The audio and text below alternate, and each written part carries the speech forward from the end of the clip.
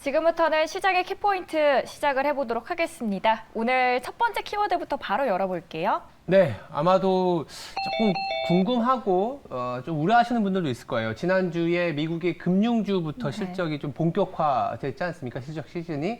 근데 이제 대형은행은 뭐 상당히 견조한 흐름을 보였는데 지역은행이 이제 급락을 하면서 또다시 우리가 좀 걱정했었던 1분기 때 지역은행의 문제가 이제 드디어 드러나는 거 아니냐 이런 우려들이 좀 있습니다.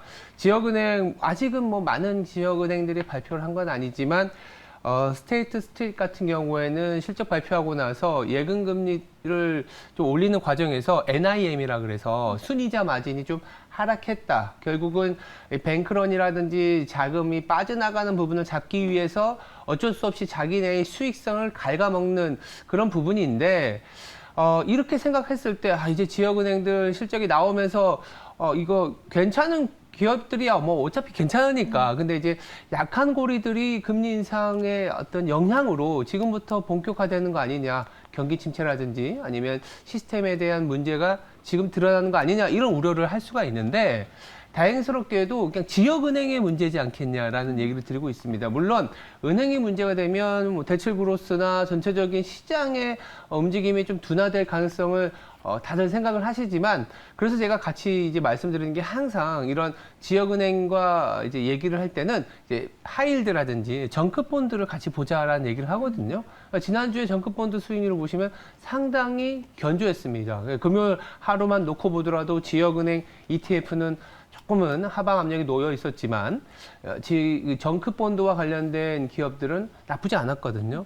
그래서 제가 말씀드리고 싶은 거는 이런 거예요. 은행 전체적으로 예금이 빠져나가고 이런 건 아니다. 일부 좀 안 좋은 기업들은 예금이 빠져나가고 수익성이 안 좋아지면서 실적 시즌에 변동성이 노출되긴 하지만 이게 전체 금융 시스템, 미국의 전체 어떤 경기를 하방 압력으로 가는 건 아니기 때문에 지역은행만 좀 보도하는 뉴스로 봤을 때 좀 걱정된다 이런 생각을 하시기보다는 정크본드나 그 안 좋은 아주 이제 한계 기업들의 어떤 수익률을 보면 그건 아니다 이렇게 좀 안심을 하셔야 되지 않겠냐는 측면에서 정크본드와 지역은행이라는 이슈로 한번 말씀드려봤습니다. 일부 투자자분들께서도 약한 고리에 대한 우려감이 커지는 상황이었습니다. 네. 다만 지역 은행들에 국한된 이야기다라고 해석을 해보시면 좋을 것 같네요. 네. 두 번째 키워드 열어볼게요. 자, 이런 부분들이 이제 결국은 이제 실적 시즌이 우리나라도 마찬가지지만 미국이 조금 먼저 시작이 되지 않습니까? 근데 미국의 실적이 2분기가 저점일 가능성이 높아진다라는 부분에 좀 주목을 할 필요가 있을 것 같아요. 미국의 실적 시즌을 조금 말씀드리면 이제 EPS 같은 경우에는 전년 대비 마이너스 9% 상당히 안 좋습니다. 상당히 안 좋지만 그래도 이 마이너스 9%를 저점으로 가이던스 발표를 하면서 조금씩은 3분기와 4분기에 대한 기대감을 올려줄 수 있는 게 현재 미국 시장이라고 말씀드릴 수 있을 것 같고요. 미국은 기업마다 이제 실적 발표하고 나면 대부분의 기업들이 가이던스를 내놓거든요. 물론 그거와 관련해서 좋은 가이던스와 그렇지 않은 가이던스를 내놓은 기업 간의 희비는 좀 엇갈리는 면이 없지 않아 있긴 하지만 전체적으로는 2분기가 저점일 가능성에 모두 좀 손을 들어주고 있는 상황이고요. 특히나 이제 에너지를 제외하게 되면 아까 마이너스 9%라고 했지만 2분기도 한 마이너스 2.5% 전년 대비로 좀 많이 축소되기 때문에 시장 전체적으로는 실적 시즌이 시작됐다고 해서 미국의 변동성이 곧 우리나라나 글로벌 시장에 악재로 작용할 가능성은 저는 그렇게 크지 않아 보인다라는 얘기를 드리고 있습니다. 3분기부터는 오히려 5%의 성장 그리고 4분기를 넘어가게 되면 9% 가까이 전년 대비 성장을 하는 상황이기 때문에 기업마다 조금 나아진 체력, 작년 말부터 올해 초까지는 긴축과 경기 침체에 대한 우려로 상당히 어쨌고 보면 기업에 대한 눈높이를 낮춰져 왔거든요. 근데 그 과정에서 이 기업들도 가만히 있진 않아요.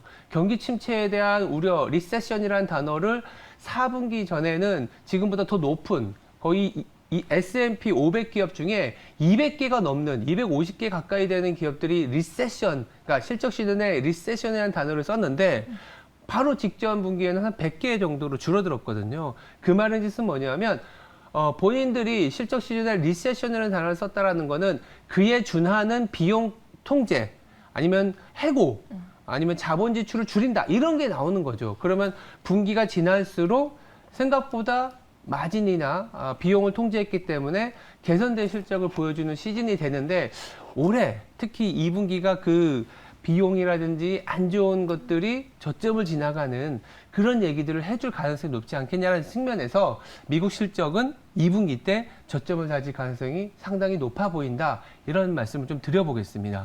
실적들이 발표되면서 안 좋게 나온 기업들 또한 오히려 이게 저점이고 하반기로 갈수록 더 좋아진다라고 해석을 해주셨고요. 마지막 키워드까지 보도록 할게요. 네, 한국 시장도 마찬가지로 이제 반도체 이런 얘기들이 나올 텐데 네. 반도체 하면 딱 이 AI가 얘기가 나오잖아요. 실적에 이어서 AI를 말씀드린 이유는 우리나라도 사실 반도체가 실적을 잡아야 전체적인 분위기가 나빠지지 않기 때문입니다. 삼성전자가 2분기 잠정 실적을 발표했는데 물론 예상보다 높았지만 역대급으로 낮은 실적을 발표했는데 이 부분이 저희들은 좀 2분기가 저점이지 않겠냐라는 기대를 살리고 있고 더불어서 이 저점을 잡게 되면 앞으로 그러면 성장은 얼마나 할 텐데라는 그렇죠. 그런 기대 내지는 우려가 있을 수 있거든요.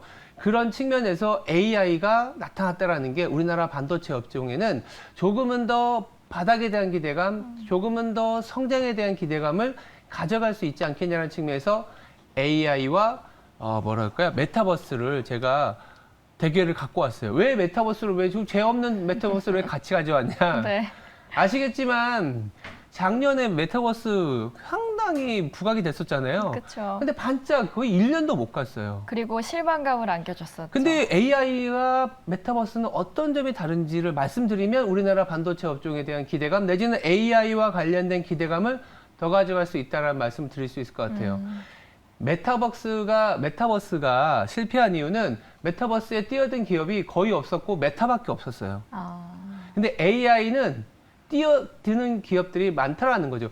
어느 한 시장이 형성이 되고 어느 한 기업이 조금씩 혁신의 가치를 늘어날 때 혼자만 하면 안 돼요. 전기차도요. 테슬라만 했다면 전기차 시장이 확산이 됐을까요? 중국의 BYD라든지 아니면 기존의 레거시 업체들이 전환으로 갖고 가면서 시장을 키워가다 보니 그 안에서 우리나라 배터리 시장도 활개를 칠 수 있는 부분인데 메타버스는 그렇진 않았거든요. 근데 AI는 다르지 않습니까? 미국에 있는 뭐 엔비디아야 뭐 GPU를 납품한다고 하지만 마이크로소프트 그리고 지난주에 알파벳이 발표하면서 특히 또 메타까지도 이렇게 시장을 형성해 줄 수 있는 기업들이 참전을 해야 성장이 나오고 성장해서 밸류체인이 나오고 산업이 되고 또 고용이 되고 이런 상황이기 때문에 그런 과정에서 AI에 우리나라 당장 수혜주 찾을 수 있겠지만 반도체 빼놓을 수 없지 않습니까? 그렇다면 우리나라 아까 2분기 실적 바닥을 잡아갔지만 이런 성장에 대한 기대감이 조금씩 추가되면서 그렇다면 이제는 실적보다도 아니면 이제 실적 바닥 잡는 것보다 이제 더 나은 성적에 대한 기대감을 가져갈 수 있는 그런 시즌이 되지 않았나. 그래서 반도체는 또 경기 국면에서요. 경기 저점에서 확장까지 항상 시장을 끌고 왔었던 그런 경기 순환적인 측면도 있고 이렇게 추세적으로 AI라는 어떤 전체 시장을 키워나가는 그런 상황에서의 수혜도 되기 때문에 일단 저는 어떤 말씀을 드리냐면 반도체가 유지를 시켜주는 시장일 거고 그 안에서 종목별로 마진도 개선되고 실적 서프라이즈도 나올 수 있는 우리나라의 2분기 실적 시즌이 아니겠느냐 이런 측면에서도 좀 한번 말씀드려봤습니다. AI 하면 떠오르는 게 또 HBM 관련해서인데 네, 맞아요. 또 시장 점유율을 SK하이닉스랑 삼성전자가 1, 2위를 다투고 있는 만큼 한국 쪽의 낙수 효과가 큰 것 같은데 그럼 네. HBM 쪽으로도 전망이 밝다라고 볼 그렇죠. 수 있을까요? HBM이 당연히 들어가야 되고 삼성전자도 그러다 보니까 그러니까 상용화시키는 부분들을 되게 빠르게 갖고 오고 있잖아요. 말씀하신 것처럼 하이닉스하고 삼성전자가 점유율이 거의 90%에 넘나들기 때문에 물론 마이크론이나 다른 경쟁자들의 비중이 올라와줘야 사실 또 시장이 커나가는 건 맞지만 그만큼 지금 현재의 수혜폭은 상당히 큰 게 한국의 메모리 업체들이다라는 점은 뭐 아실 겁니다. 네, 오늘 이렇게 세 가지 키워드 정리를 해드렸고요. 이어지는 월가외부 시간에서도 저희가 자세한 이야기 다뤄드리도록 하겠습니다.